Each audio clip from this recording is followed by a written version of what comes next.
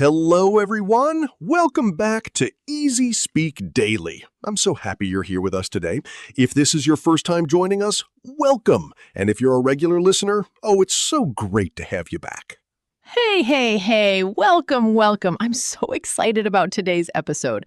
Seriously, I was thinking about this topic on my way to work this morning, and I kept smiling because it's just so useful. Right? And you know what's funny? I actually used some of these phrases just yesterday at work, and I thought, we have to talk about this on the podcast. It was one of those moments where English just felt so natural. That's the best feeling, isn't it? When English just flows out of you naturally and you don't have to think too hard. That's exactly what we want for all of you today. So today's topic is how to talk in English with your colleagues at the office. Yes, and by the end of this episode, you're going to know exactly how to greet your coworkers, how to ask for help politely, how to join a conversation in a natural, friendly way. No more awkward silences at the coffee machine. Oh, I love that. No more awkward silences. So here's our first question for you. Write your answer in the comments below.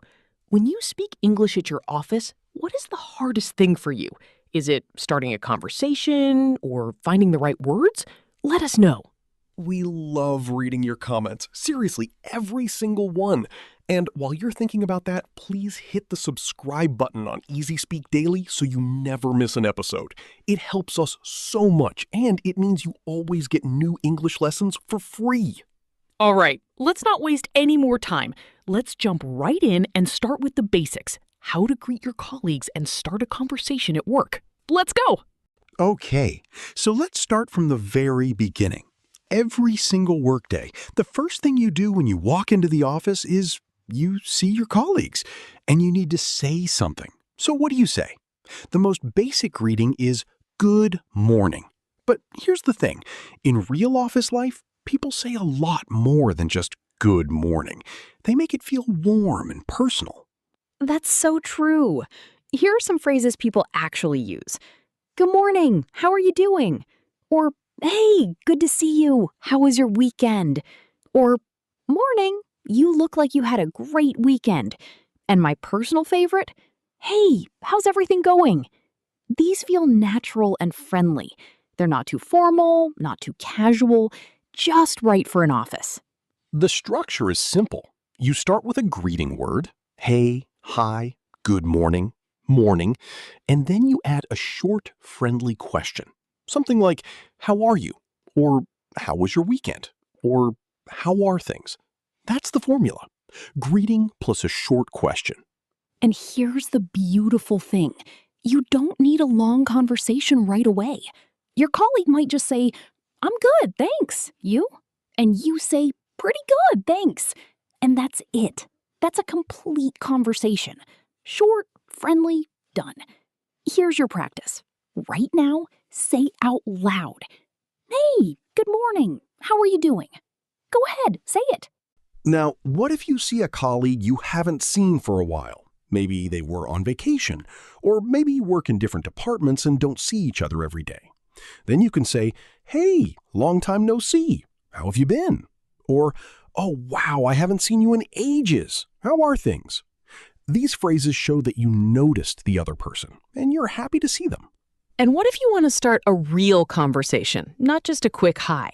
You can use topics like the weather, the weekend, or something happening at work. For example, can you believe how cold it is today?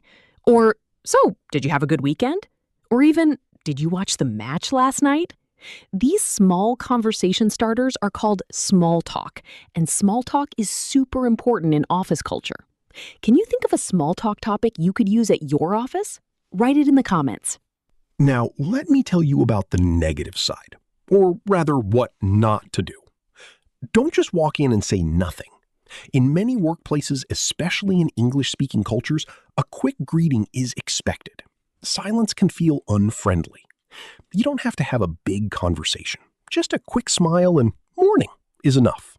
Also, don't say, good morning, sir, or good morning, ma'am, to every colleague. In most modern offices, this sounds too stiff and formal.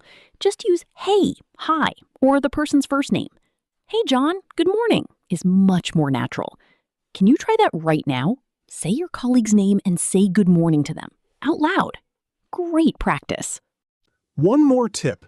When someone asks, "How are you?" they usually expect a short, positive answer. "Good, thanks." Or "Pretty good, you?"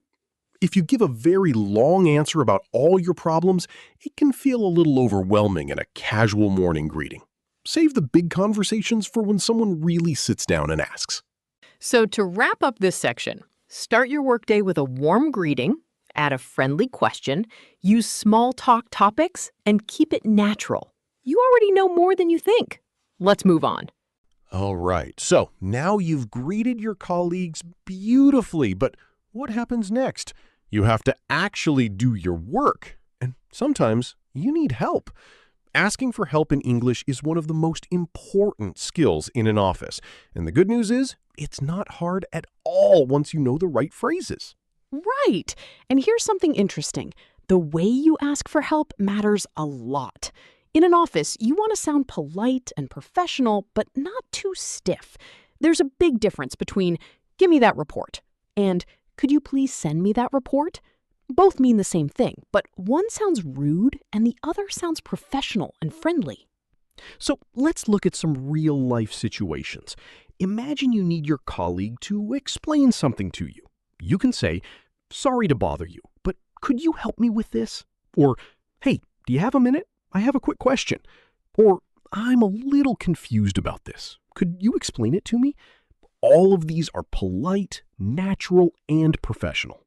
Notice the structure in those phrases. Many of them start with a softening word, "sorry to bother you," or "do you have a minute?" before the actual request. This softening is really important. It shows respect for your colleague's time. Here's the formula. Softening phrase plus your request. For example, "Do you have a second?" plus "Could you check this email for me?" Try combining them. Now let's talk about formal versus informal. If you're asking your manager or a senior colleague, use more formal phrases. "Excuse me, would you be able to review this when you get a chance?" But with a close colleague or a friend at work, you can be more casual. "Hey, can you take a quick look at this for me?" The meaning is the same, but the tone is different. Always read the situation. And here's a quick practice activity. I'm going to give you 3 situations, and I want you to think about what you'd say. First, your colleague has information you need for a report. What do you say? Second, your manager asks you to do something, but you don't fully understand the instructions. What do you say? Third, your colleague is very busy, but you need help urgently. What do you say? Think about it, and then write one of your answers in the comments. I'd love to see them. Here are some specific tips for talking about work tasks. First, when you're updating a colleague about your progress, say, "I'm still working on it," or "I'll have it ready by this afternoon." Second, when you're done with something, "I've finished the report. I'll send it over now." Third, when there's a problem, "I've run into a small issue. Do you have a moment to discuss it?" These 3 phrases cover so much of daily office communication. And one more important phrase. When you're not sure about something, don't just guess and go silent. Say, "I'm not 100% sure about this. Let me double check and get back to you."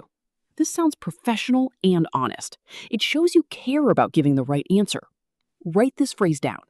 "Let me get back to you on that." It's one of the most useful office phrases ever.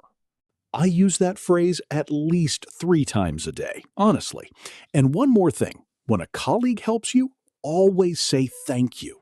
"Thanks so much. I really appreciate it." Or, "That was really helpful. Thank you." A little gratitude goes a long way in the office. To review, ask for help politely with a softening phrase first. Adjust your formality based on who you're talking to. Update your colleagues on your progress regularly, and always thank them when they help you. Beautiful! Now, let's go to our third big section. Here's a situation that so many English learners find really difficult. You're in the office, and a group of colleagues is having a conversation. You want to join in, but how do you do it without being awkward?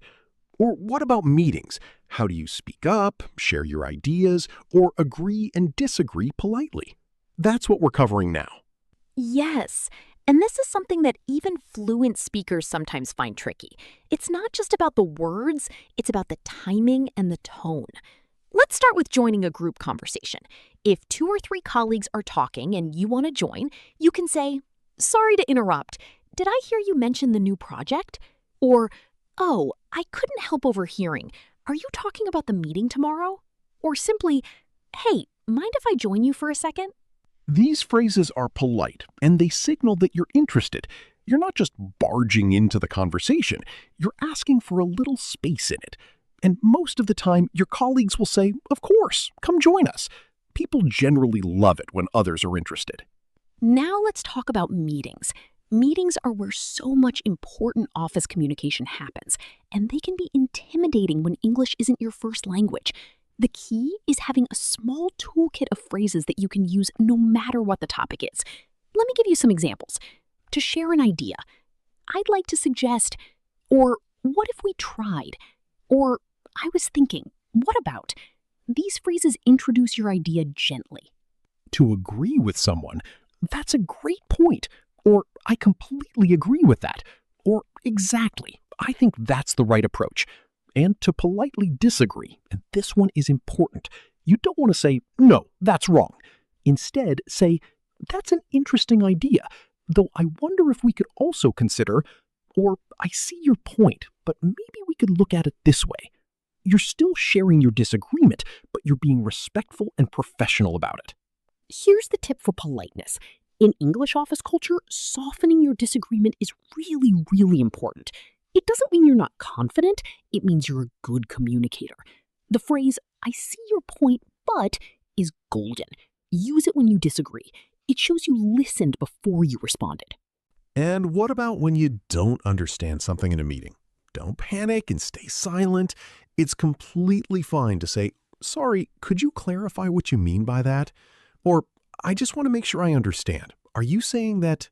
Or even, "Could you repeat that last part? I want to make sure I got it right." Nobody will think less of you. In fact, asking for clarification shows you're paying attention and you care about understanding correctly. All right, here's a little mini practice. I'm going to say something, and I want you to respond out loud. Ready? Here we go. I say, "I think we should push the deadline to next week." Now, how do you agree? How do you disagree politely? How do you ask a follow-up question? Say your answer out loud right now. Seriously, pause the episode if you need to. Speaking out loud is where the real learning happens. One last thing for this section, body language and tone. Even if your grammar isn't perfect, a warm, open tone goes such a long way in the office. Smile when you greet people. Nod when someone is talking to show you're listening. And don't be afraid to show a little enthusiasm. "Oh, that's a great idea," said with a smile, is communication gold. To bring this section together, use gentle opening phrases to join conversations, have a toolkit of meeting phrases ready, soften your disagreements, ask for clarification without fear, and let your warm personality shine through. You're doing amazing. Let's look at some common mistakes now. Okay, mistake time. And honestly, I have made every single one of these mistakes myself, so you're in good company. Bookie, you've made some of these too, right? Oh, absolutely. I still cringe thinking about some of the things I said when I was learning. But that's the thing. Mistakes are how we learn. So let's look at 4 really common mistakes that English learners make when talking at the office. And let's fix them together. Mistake number 1. Saying "I want" instead of "I would like" or "could I." For example, a learner might say, "I want the report by Friday." This can sound demanding and a little rude. The correct version is, "Could you send me the report by Friday?" Or, "Would it be possible to have the report by Friday?" The meaning is the same, but the second version sounds polite and professional. The word "want" alone can sound too direct in professional English. Mistake number 2, translating directly from your first language. This is so common. For example, in some languages, you say something like, "Please do me a favor and send the file."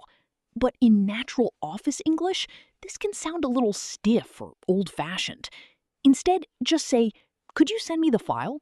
Or, Would you mind sending me the file? Simple and natural. If your English sentences feel like you're translating word by word from your language, try to say it more simply in English. Here's a funny example. I once said to a colleague, "Make me understand this document." I meant, "Help me understand this document." But in English, "make me" sounds like you're giving an order, like a boss talking to an employee. My colleague looked at me like this, with very wide eyes. We both laughed, but I never forgot the difference after that. Mistake number 3, being too indirect when you need something urgently. Some learners are so polite that they're actually unclear. For example, saying, "Maybe if you have time, perhaps at some point, could you possibly..." By the end of the sentence, your colleague doesn't even know what you need. Instead, be clear and polite at the same time. "I need this by 3 p.m. today. Is that possible for you?" Clear, direct, still polite. Practice saying that out loud. Is that possible for you? It's a great phrase. Mistake number 4, using formal written language in casual conversation.